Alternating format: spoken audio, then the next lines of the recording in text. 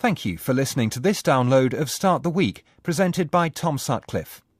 Hello. Family life is rarely simple at the best of times, but muddle it up with dynastic power, state secrets, sexual infidelities, and things can get horribly complicated. On the programme today, the darker side of kinship and kingship. We get both from the Scottish playwright Rona Munro, who's about to unveil a trilogy of new plays about James I, II and III of Scotland and their struggle to keep themselves and their nation in one piece. Hugo Blick is here to talk about his television drama The Honourable Woman, a tale of sibling rivalry and poisoned legacies. And the latest novel from the Dutch writer Herman Koch examines what happens when families collide in the apparent idyll of a shared Mediterranean holiday. We begin, though, with the biographer Michael Holroyd, a very distinguished uncoverer of family secrets, from the loves and affairs of Lytton Strachey to the less than conventional domestic life of the painter Augustus John. Michael, you're not here to talk about a new biography this time, but about a novel, your first. It had a rather unusual publishing history. It came out 45 years ago in America, never until now here. Why was that? My family took it as a non-fiction book rather than a novel or novella. And my father in particular, he said he would take it to court, and it was a really unpleasant time. It wasn't intended as that. I showed him the book. I had written it. I started writing it in my late teens and early 20s. And the idea was to really get authority over and understand my first 20 years. I was brought up by grandparents, partly because of the Second World War, and then my parents separated, divorced. My father, who was Irish, married a French publisher in Paris. My mother, who was Swedish, married a Hungarian gentleman. I was completely bewildered about what was happening, and I was brought up by grandparents. And I can hear their voices now, and they're saying, "What shall we do with the boy?" And they never quite were able to solve that problem. The book's called A Dog's Life, and it takes place over really 24 hours. Yes. Very, very constrained time within this house, this strange house. You described it as the saddest comedy I've written, which I think is a very accurate description. It is very funny, but very melancholy too, it seems. It is, because they hadn't recovered, everybody there, that's my aunt and my grandparents, from 2 world wars. They hadn't recovered. And now what confronted them? Well, of course, first there was rationing and all that. And then there was a special relationship with America and a new culture which was based on finance. Money was not something you had in order to do something. You did something in order to have money. That was completely bewildering to them. And since they were nearly bankrupt, this was not a good culture for them at all. The father in the book, and I'm constraining myself not to say your father, Henry is a disappointed man, essentially. His career has gone wrong. But there was a parallel with your own father, wasn't there? I mean, your father was not wrong in seeing, in recognising details in the book. That's quite right. But he did completely different work, and he lived in a different part of the country and so on. In fact, he managed Lally Glass. But the trouble is they started that in 1927, and as I recall, in 1928, Wall Street went down, and this was difficult for him. But he couldn't find his feet after the Second World War to get employment. And he really wanted me to be a scientist, because the future belonged to the scientists, only I didn't have any mathematics in me. Your character Kenneth, who is bookish and miserable at the prospect of doing national service, he's got to go back to his regiment. You have this line: "A bright future stretched before him in corned beef." And this was a kind of doom for you, was it? It was. That I have made it rather different from what it was. But yes, I mean, I couldn't really. What my father wanted to do, he was like a cricketer who in the first innings hadn't scored anything, but the second innings I was to go in and score 100. Alas, I never went in. I never went to university. I had to teach myself. And I became a biographer, really, in order to leave my own life and go into other people's lives. And those, my subjects, became my teachers, my professors, and so on. You thought your father would be amused by the book. That suggests quite a close relationship with him. Had you joked with him about the family and the oddity of the family? he was quite critical of the family, but not to the public, as it were, to me and so on. So I did something similar in my own style, which is rather different from his. But this would go out. People would read about it. He thought that people would recognise the family. Well, he was so hurt and so angry that I couldn't go on with this. I sent back my advance. I can't say more than that. And later on, it got published in the States, where really no one could hear of it. A very quiet publication. Did your father know it was coming out in the States? No, he didn't, but he found out not by anybody who'd read the book, but by someone who'd read a review of the book. Not a very good one. But then he was going bankrupt, and the final bit, I was able to help him a bit by giving him the advance on the American book, but he didn't realise what that advance was. It was a retreat for me, really. Your mother also read the book, and she enjoyed it a lot, even though her character is presented as being rather kind of flighty and self-obsessed and reckless. She called it a hoot. Did she recognise herself, or did she... To be truthful, it isn't really herself. It's such an exaggeration, and that is what I call a parody of pure fiction. That her adventures and misadventures is something extreme, and is meant to be a parody of fiction which claims not to be based on any non-fiction at all, anything actual. You describe it as family life seen through a distorting mirror, which is perhaps a distorting mirror is a good description of fiction in general, but it does raise the question how much distortion is acceptable and how much distortion is necessary. That is a problem that has been debated at universities and elsewhere for a long time, and nobody's come up with a perfect answer, I think. Did your work as a biographer change how you felt about that? Because the duty of the biographer is very different. Yes, but I have always sent the pages which involve people who were alive to those people, so that they could say, no, it wasn't like that, it was like this, or saying, I don't want that at all. And I would say, would you like to be left out? Would you like a pseudonym? And they don't want that. So we get some sort of compromise, really. But it doesn't surprise them when it comes out. But you are prepared. I mean, your Listen Strachey book, you did take out a detail that was well, that was because I couldn't show the man the pages because he was very ill in hospital, and then he came out fighting fit. We're talking about. Are we talking about the same thing? I'm talking about Bernard Penrose. I'm talking about Bernard Penrose, but I didn't mention the name because I didn't mention it in the first version. But he came out, and in fact, it wasn't untrue what I said. But his wife didn't know he'd had a particular affair and there'd been an abortion. It was before he married her, but the first she learnt about it is when she picked up my book. So I had to change the name and everything else, and only later, when he wrote down the truth, could I change it back to the truth. Hugo Blick, I think you've had some experience of drawing on. I was going to ask a question. Well, you can that's fine. You asked your question. That's very difficult. I was struck with the notes after your novel, and it seemed like a very abandoned, painful childhood.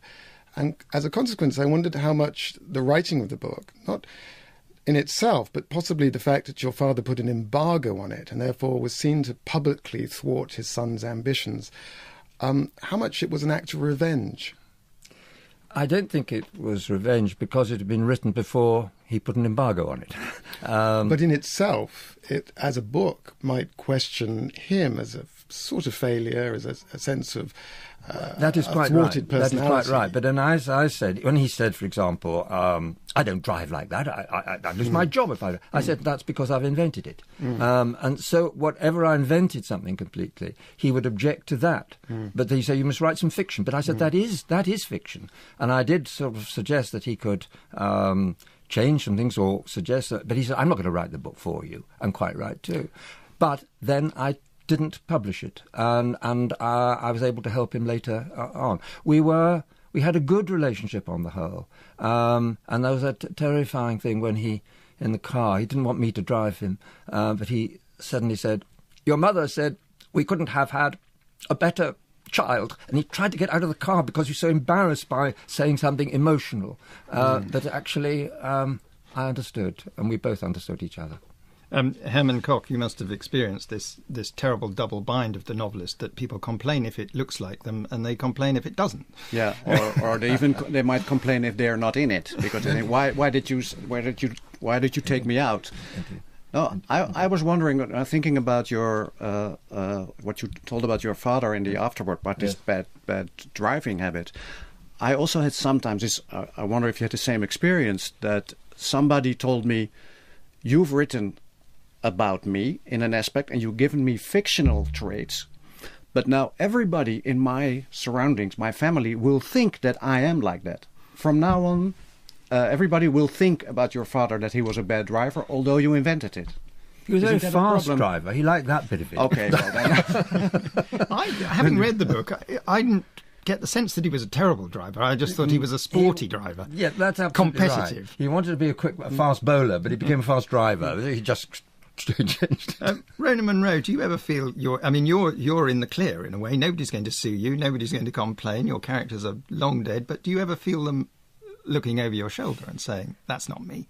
Well, I certainly feel a sense of responsibility, because the particular kings and queens and historical characters that I've been writing about are so little known in popular culture that you feel you're carrying this kind of weight of presenting them as they were, and probably getting it horribly wrong. But the wonderful thing about medieval history is we know so little that you can actually invent, and you can just make them characters that carry a narrative that can be about something else altogether. So, you get into different sort of trouble, don't you, which we'll come on to, I'm sure. Herman Koch, I want to turn back to you, because you've just published a book called Summer House with Swimming Pool.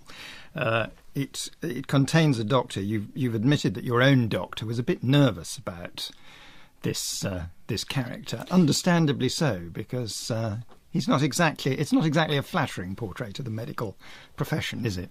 No, it isn't. So at one point when I started writing the book, I visited my doctor. Happily, I don't visit him too often, but I told him what my new book was about, and that the narrator and the protagonist would be a doctor. And he said, "Oh, well, a bit worried." And I told him, "No, of course it's not you. You know, I lied. A writer should always lie, even to his own wife, to his own family. Say, no, it's not you. You know, I know you can drive a car very well, so to speak." But then what I borrowed from him and his history, his practice, is that he has a lot of actors, writers, people in the art world as patients. So when the book was published, and of course a doctor who has a lot of people who are playwrights, this doctor has to go to all the first nights of all these plays, and maybe sometimes he doesn't want to go. And he read the book, my doctor read the book, and he said, "Well, Herman, thank you very much. These are all things I will never be able to say aloud, but they're in there. Thank you." I think it's a rather good thing that you didn't go into the medical profession, because your approach in your novels, and it's true of your previous novel, The Dinner, which was about a middle-class family colluding after a violent attack. Your method is to find a sore spot and then poke it very hard, isn't it? I mean, the epigraph to all of your books might be, "This might hurt a bit." Yeah, that's true. But that's what you're after, is it? Those points in society where... It is, and then sometimes even when I start out with a book, I don't even know where this sore spot actually is, because the doctor in this book tells us in the very first chapter that a patient of his, a famous stage actor, has died, and he has died because of a medical failure. But he says to us, "I hope it stays there," because it wasn't a medical failure, and so insinuating that he did something on purpose so this man would disappear from the earth, or from his practice at least. Anyway, he was, so we might think that he was looking for revenge, but at the point that I was writing this first chapter, I didn't yet know what the revenge was for. I was thinking something has happened. Some of these art people, some of these actors or writers have humiliated him at some point, and that's why now he's seeking a revenge against one of them. So the actual sore spot, as you mentioned it, came much later on in the book when I realized what had happened to him and what they did to his family. It occurs on an appalling summer holiday. It's going to be a great summer read, this book, I have to say, for people who have gone away together with another family to a villa on the Mediterranean. Just going back to your doctor, he prides himself on his ability to instantly judge character and instantly judge. What's your diagnosis of him? Is he a sociopath, or would you not apply a straightforward? I don't know. The thing, when I started out, the doctor, he is complaining or judging other people, his patients and the people in his family and everybody he knows. And he's saying, this man, for example, this actor, is looking at my wife in a way I don't like. He's looking like he's a bird who sees something like prey, and he shouldn't look at women at all like that. But then in the next scene, he starts to look at the wife of the actor, and he does it in exactly the same way. But he doesn't give an explanation. So at the point when I was writing this, I was a bit like disappointed in him and thinking, oh my God, he's doing exactly the same thing. But I think this is a character trait of sociopaths, that they judge about other people. They say, look at how they're behaving. This is terrible, but they behave in the same way. Some people would say, just at the moment, because we are at a particularly nervous and tender moment about male sexual predation, some people would say they're just men. And that's one of the implications of your book, isn't it? You're steering into that dangerous territory of saying there's a basic instinct here which will never go away. I think this is one of the paradoxes or problems of this particular thing with mostly men having relations with small children. It's just the thing is, what can you do? What can we do about it? And maybe not chase them from their homes or something. But there is some.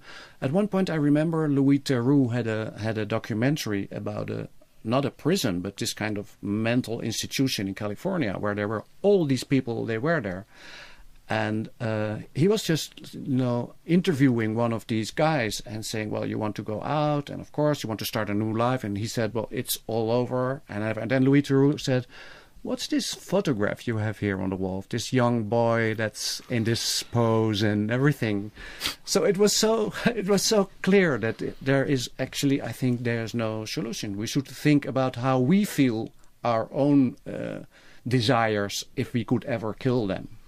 I don't think we can. One hopes they don't take the solution that is taken in your book. Hugo Blick, you wanted to come in. Given the predatory, masculine nature of your characters in the book, how do the women fare? And who's the strongest woman within the story? In this story, the strongest woman? I would say that maybe the oldest daughter might be the strongest. Right. The strongest character, because she realizes, in a way, it's only insinuated in the book more than it's literally there, that she realized that her father is still behaving like she's a small child, and she profits from his attitude. Rona Munro. Well, I just felt I had to chip in as a female reader who's very much enjoying it, because I think one of the things that the book does so very intelligently for me is demonstrate how the impulse might be inescapable, but the choice of how you act on it definitely is. Yes. And one of the things I'm really enjoying about the book is how it's incredibly honest about a certain kind of male impulse, but doesn't let the characters off the hook about their moral choices, which is one of the things that makes it a complete. It's a very good line, turner. isn't it? Instinct can't be eliminated. It's simply waiting to pounce as soon as your attention flags. Right. One of the things that it does very well is this odd business of the family holiday or the Mediterranean holiday. I thought that was it's this wonderful business that you could, if you went and visited a friend and their teenage daughter turned up in bra and pants, you would instantly know that it was inappropriate, awkward, embarrassing, strange. And yet, on family holidays, this happens all the time. And you get into that tangle of feelings. And I think what you're talking about, Rona, as well, that things can't be suppressed and then they must be suppressed. Yes, and there's also the danger of when things can't be openly discussed, and there are kind of all these social constructs around how we deal with them, and a lot of them are so dishonest, which of course is what allows the darker stuff to float under the surface and undetected and undiverted. Michael Holroyd, you made your name in a way by acknowledging how the sexual instinct played a much, much larger part in people's lives than had previously been acknowledged in biographies. Well, what I thought I liked very much in this novel was there was an air of sex throughout the whole atmosphere of the book, but actually not a great deal of it was actually was described or was actually happening, which was very interesting, I thought. I also thought it was very brave to make your main character so unsympathetic. He is an observer. Not just a GP or something. I saw him as a mixture of Sherlock Holmes, but who solved nothing, and Dr. Watson, who cured no one. Well, thank you. That's a great, yeah. Is there a seduction? I mean, you said that your doctor thanked you for saying what he couldn't say. Is there a seduction for you as a writer, being able to say what people can't generally say in society, because you have characters here who say terrible things, politically incorrect things. There must be a kind of excitement in that, is there? Oh, there is. There's always this. I always feel this. Well, as you call it, a seduction, because many people told me also who read The Dinner and who read this book, thinking that they're saying to me there are actually a lot of thoughts in there that I would think myself from time to time, but again never act upon them. It's just, but you're allowed, you're free to think these politically incorrect things from time to time. We all can do it, and this might be some liberating force that is within a novel. And just for the moment, somebody told me about this book also, or more than one person said, I would have done exactly the same as this doctor, who actually, in his circumstances. We're not going to give away what happens, because Rona begged us not to, because you're within a few pages from the end, and I don't want to know. It's a real page turner. We know there are no spoilers. I can't give any spoilers with your plays, really. Well, I suppose I can, but essentially the historical narrative is out there and on the page. You've written a trilogy of plays about the Stuart kings, James I, II, and III. Why those three kings particularly? That's a very good question. Partly because the stories are unknown, and in my utter arrogance, I mean, I'd seen when the RSC did the cycle of the history plays, and you could go and see the whole lot over 2 days, which was an amazing experience, and there were amazing productions. One of the things that came out of that for me was when I looked at them, I realised that so much of what we understand about that period of English history comes from those plays, whether you've seen them or not, and there is no Scottish equivalent. Now, not making any comparison between myself and Shakespeare, hasten to add, but it did seem to me that was a gap that needed filled, and because I really enjoy history and historical narrative, I thought I'll have a go at that. Why do you think it is a blank spot in, as it were, the popular knowledge of history? Because there are bits of Scottish history that, as it were, every Scottish schoolchild would know, every English schoolchild will know, and then there's this long gap. Is it just embarrassment, or? I think it's neglect. I think it's partly to do with the way history's taught in schools now, that we don't tend to do that linear from the start of the first king, queen, all the way up to the present day that we possibly did back in my day.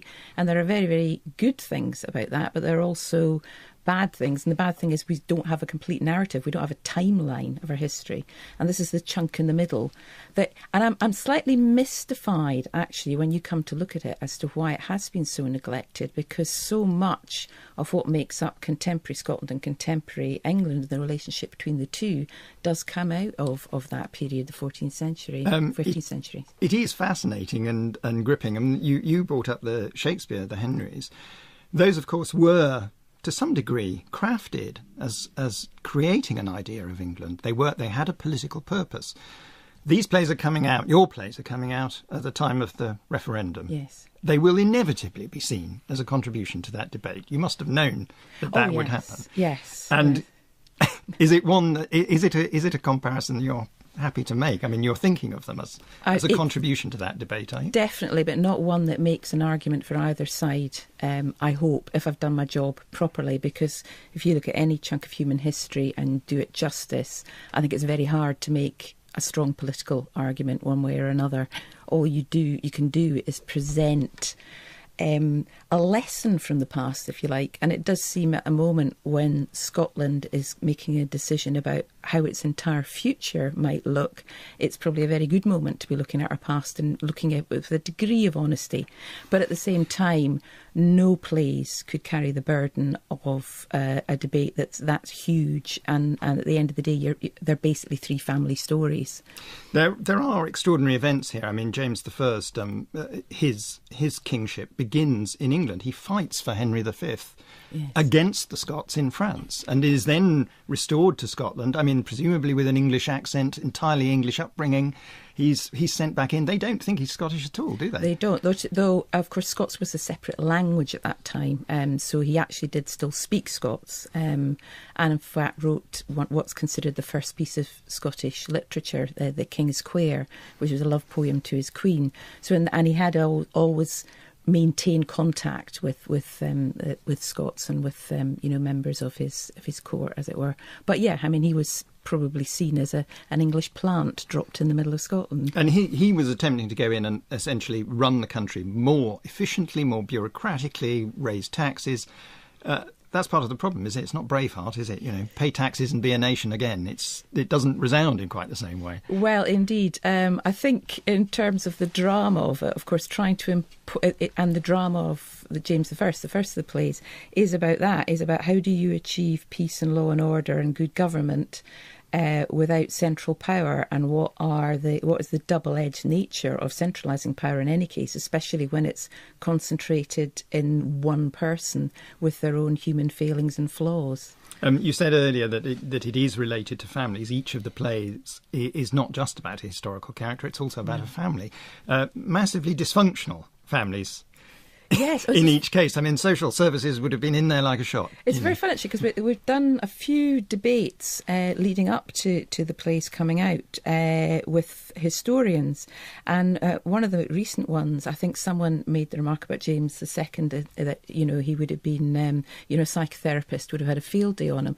And Jenny Wormold, a very eminent academic, piped up, yes, but that in the context of his time, that's a ridiculous thing to be saying. The idea of psychotherapy, the idea of a functional family, as we tend to think about it, is not a concept that would have been applied. Did you have to rein yourself in because of that? Because, I mean, our natural instinct would be to say, well, the mother disappears at a certain point. Yes. Here's a young child. He's witnessed traumatising events when he's very young. He's seen his best friend killed in front of him. Yes. You have to pull yourself back from that and say, we're not going to consider this as a... Well, I think it's an interesting mirror to hold up to ourselves, in as much as, obviously, in terms of royal families in Europe of that period, that was kind of normal. If you look at family life as it was for medieval royals, the scenario in which someone might have to stab their brother or a father might disown a child and make war on them is not unprecedented by any manner of means. Michael Holroyd. You are doing the same thing as Shakespeare, really, the two of you. Because you're not giving a history lesson. The history can only give you an outline. It comes to life when you use your fiction. When Shakespeare did that, some members of the audience could recognise public figures of their time. Will we be able to recognise anyone? No, I'm afraid I can't offer biting social satire. We probably wouldn't tell us. But really, yes, I was but honestly, no, I'm not even being false modesty. With a past of child abuse. What I do hope is that people will recognise characters and emotions and situations that are because basically we're the same kind of human being. And one of the things that gets me agitated when we do tell historical stories is that we love to patronise history. We love to have this idea that they were all people that didn't think as we did, didn't have the benefit of hindsight, and were in some way lesser and profoundly humourless somehow. And we kind of rob them of normal, naturalistic human attitudes to things. And one of the things I've tried to do is very much, and maybe some people will argue too much, is make them feel like very contemporary human characters just in medieval situations, because I think that's the interesting way to tell the stories. Hugo Blick. And what hope is there for private, intimate relationships when the mask of power is on your face and it's eating your insides out? Well, and also I think when you're looking at the way people lived in the medieval period, when everyone is closely crammed in upon you, because you look at those castles, you never got a bedroom to yourself, even if you were the king or queen in Scottish castles anyway, and you never had a private moment. Everything's public, and they are all their focus is on you. Yes, and everything that they get from you. Yes. How did they, or have you addressed the idea of how they forge genuine, private, intimate relationships? Or is it not, in fact, possible? I think it must have been extremely difficult. And the analogy I tried to compare it to is, places I've been in the world where people do live like that, where you do have a situation where entire families are always within the same room, and how family dynamics then work out. And of course, what people tend to do is close down and keep parts of themselves private and inaccessible by just not showing them until they're forced out and erupt, which of course is very dramatic. How do we get to know them? The characters in the play? How can we evoke an intimate knowledge of a character who can never express themselves intimately? Through how they act. I think, which is again gold for the playwright, because of course everything has to be demonstrated through action. Sure. Do you think you've been kinder to them than history has? I feel intensely protective of them, and I feel, looking at the situations, if you look at them as individual human beings and you think of what it must have been like to do what they had to do in the time that they were, with the limited choices and with all the other things like plague and imminence of death in various forms pressing in them, I feel that some of them were what is moving is how they were striving to do any kind of moral good at all. And I do find that, and how the societies were, how medieval societies were actually, we tend to view them in terms of the wars, the bloodshed, the terrible tortures inflicted on each other. But actually within that, people are trying to sort of make it so those things don't happen. And that's actually something I find intensely moving. It's a perfect cue for you, Hugo Blick, because you're dealing with much the same kind of thing. Cruelties at certain levels, cruelties at a political level, and within that, emotions tangled up in it, and then also attempts to do the right thing. You wrote Sensitive Skin, which was a series about a woman's midlife crisis, which was a sort of dark comedy. Then there's Shadowline, which was a dark, very violent thriller. The Honourable Woman seems to sort of marry the two, almost. That is for you to say. Sensitive Skin was a female protagonist, but she was non-progressive. She saw the world pass her by. She wasn't going to do anything about it. She knew that somehow she'd got to the end of a journey, or about to get to the winning post of being sort of glibly sexy and 60, but she didn't know what to do with the rest of the years she had. So it was a sort of passive protagonist. Shadowline was a very masculine story in terms of its thriller aspects and the fact that it was looking at masculine motivations. And so, yes, The Honourable Woman is a confluence of a female-led character into a rather masculine chassis of a thriller. But the difference being she's highly motivated. She has an idea, a public stage that she wishes to take, and then we're going to pursue the cost of that stance. You write about the thriller plot as a male chassis, not in this series, because women basically run all the big jobs. Absolutely. I mean, it's did that appeal to you because it's underexploited territory for a writer? It appealed to me because I was really interested in exploring the psychology of those characters. I was delighted that they seemed to express themselves quite so well. It's a big task doing one of these big long-form television dramas. You've added on to it the fact that it involves the Israel-Palestine conflict. So you've invited a sort of nightmare into your life. How did that affect the editorial process? Because this is a co-production, you have to deal with various different commissioning editors, all of whom presumably were extremely nervous about this. Well, of course, it is a fiction. It doesn't take or purport or take any idea of the factual events surrounding it, but it is an intractable and present problem. The inspiration behind it was a lifelong interest in the region. When you're in Jerusalem, it strikes me as it is the macrocosm of a human brain. The struggle for identity, literally quartered within its city walls, was something that you find fascinating. It's incredibly alive. And I was very intrigued by refracting that into the personality of one woman. And as themes of the piece are about reconciliation, the hard road to reconciliation, that if a personality is going to stand onto a public stage and say, I'm going to take a position on reconciliation, the fascination then is to say, well, what motivates you really to do that? And is there a vacuum within, as in the source of the struggle for identity within Jerusalem itself, is there a vacuum within that personality that needs to be addressed?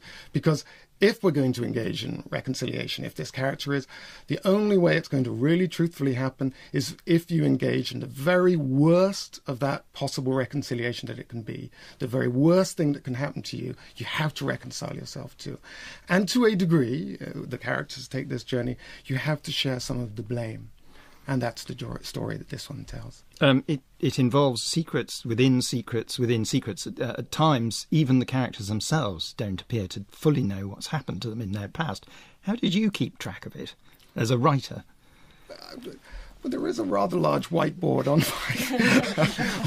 with everything there. I actually think everybody within this is a patterns. What we do when we watch or when we read something, we're looking for patterns. These are unusual patterns, and therefore the presentation of the patterns may come to some viewers as, well, there isn't one. In fact, there are all patterns within there. And the characters as they exist do know their pasts, but they're not yet reconciled to it. And I think that's the issue. It's not the sense that it hasn't happened. They're not pretending it hasn't happened. No. And perhaps on the macro level between Israel and Palestinian territories, it's not that Israel is pretending that they're not there. It's just that they are not quite yet ready to reconcile themselves with the problem that exists, the fundamental schism that exists. And that's what, in the prism of this story, these characters all have to pursue their journey towards that reconciliation. And do you think emotions at a private level, at the level of a man relating to a woman, can offer, as it were, information about how you might solve this? The macro. I wasn't going to say macro. Solve. No, there isn't a word for solve. There isn't a word for solve. But do you know what I mean? That there might be an emotional intelligence that comes out of private and intimate relations that has a bearing on the political. This is why I asked the question earlier on, is that often the carapace of power fails when it's worn, and that my central character in Nessa Stein is wearing the carapace of power. And often, therefore, you don't know the individual. So that when we go behind these masks, take off, strip away all this clothing, literally in some cases for her, we will discover perhaps the more insightful truth into the ideas of reconciliation than we might take on her public stage. Well, there's a very interesting moment early in the series where you see her going to bed, and this woman who has presented herself to you as capable, running a business, making tough decisions, retreats into a panic room and curls up in a fetal position. You know immediately that she's enormously vulnerable. Rona Munro.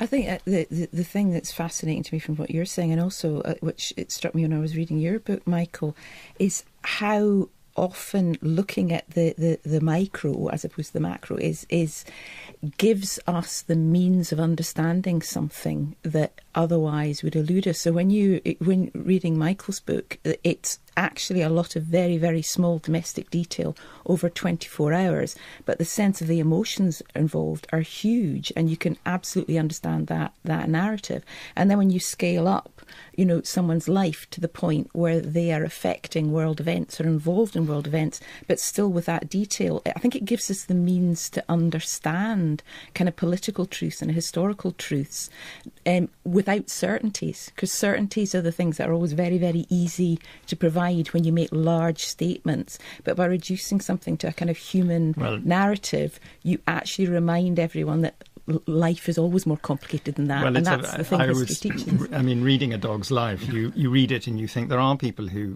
take a subject like Israel-Palestine and say, plague on both your houses or whatever, and they don't realise that within their own families they have a 40-year-old running dispute that they have been incapable of solving, incapable of resolving, and don't understand that. I was just thinking, it was actually a saying, now I remembered, I used once in a novel. It was by P.G. O'Rourke, an American publisher, who said, everybody wants to save the world, nobody wants to help mom do the dishes. Do you think that you use, as it were, in a way, thriller forms and genre forms and very heavily plotted forms to address the big moral issues? Is that, that's a case of sugaring the pill, or does that actually get you straight to the heart of those things? That's interesting to think about. I don't think the plot-driven part of my books is for me is not the important thing. It's just for me not to get bored myself. So I put myself into a situation and a problem. For example, just a small example, my last book after this one, a teacher goes missing in the 70s, and some of his students are accused of maybe having a hand in it. Now we're in 2012. And I was writing this book for You have to wind up, I'm afraid, if you can. But, can you finish the story? For 3 years. And for all these 3 years, I didn't know what happened to this teacher. I didn't know. I just trying to find out. OK, well, we'll leave you with that mystery. Thank you to all of my guests. Michael Holroyd's A Dog's Life and Herman Koch's Summer House with Swimming Pool are both out now. Rona Munro's trilogy The James Plays are on at the Edinburgh Festival from the 10th of August before transferring to the National Theatre in London. And The Honourable Woman, written and directed by Hugo Blick, continues on BBC Two on Thursday nights at 9. And that's it from Start the Week until the autumn. We're back on the air in September. For now, thank you and have a very good summer. There's more information about Start the Week on the programme's website. Go to bbc.co.uk, where you'll also find many more Radio 4 programmes you can download for free. Thank you for listening to this download of Start the Week, presented by Tom Sutcliffe. Hello. Family life is rarely simple at the best of times, but muddle it up with dynastic power, state secrets, sexual infidelities, and things can get horribly complicated. On the programme today, the darker side of kinship and kingship. We get both from the Scottish playwright Rona Munro, who's about to unveil a trilogy of new plays about James I, II and III of Scotland and their struggle to keep themselves and their nation in one piece. Hugo Blick is here to talk about his television drama The Honourable Woman, a tale of sibling rivalry and poisoned legacies. And the latest novel from the Dutch writer Herman Koch examines what happens when families collide in the apparent idyll of a shared Mediterranean holiday. We begin, though, with the biographer Michael Holroyd, a very distinguished uncoverer of family secrets, from the loves and affairs of Lytton Strachey to the less than conventional domestic life of the painter Augustus John. Michael, you're not here to talk about a new biography this time, but about a novel, your first. It had a rather unusual publishing history. It came out 45 years ago in America, never until now here. Why was that? My family took it as a non-fiction book rather than a novel or novella. And my father in particular, he said he would take it to court, and it was a really unpleasant time. It wasn't intended as that. I showed him the book. I had written it. I started writing it in my late teens and early 20s. And the idea was to really get authority over and understand my first 20 years. I was brought up by grandparents, partly because of the Second World War, and then my parents separated, divorced. My father, who was Irish, married a French publisher in Paris. My mother, who was Swedish, married a Hungarian gentleman. I was completely bewildered about what was happening, and I was brought up by grandparents. And I can hear their voices now, and they're saying, "What shall we do with the boy?"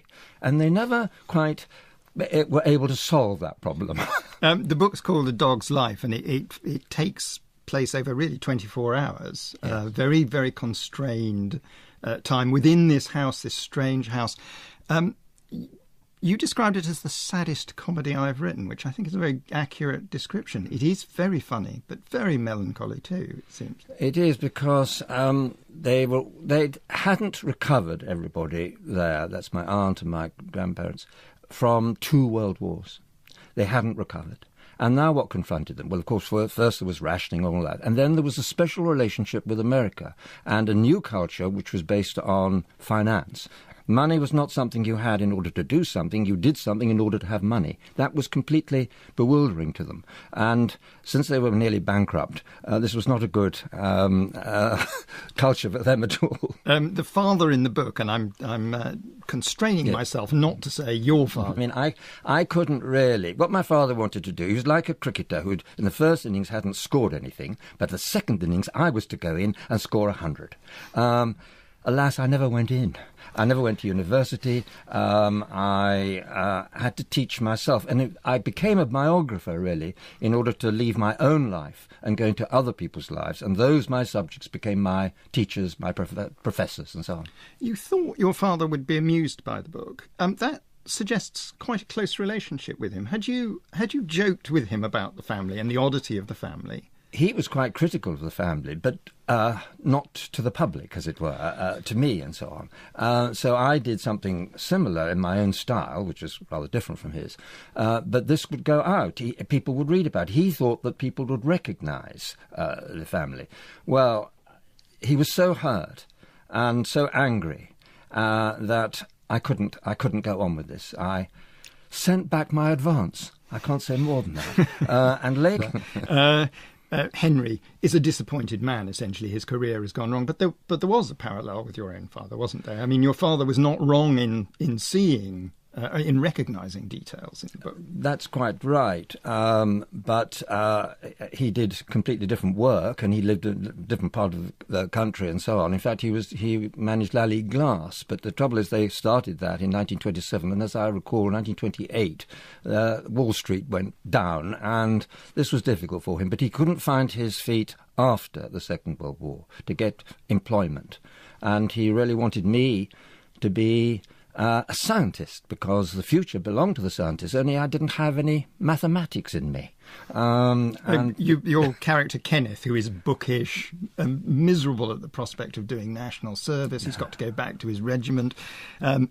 You have this line: "A bright future stretched before him in corned beef." And this was a kind of doom for you, was it? It was. That I have made it rather different from what it was, but yes.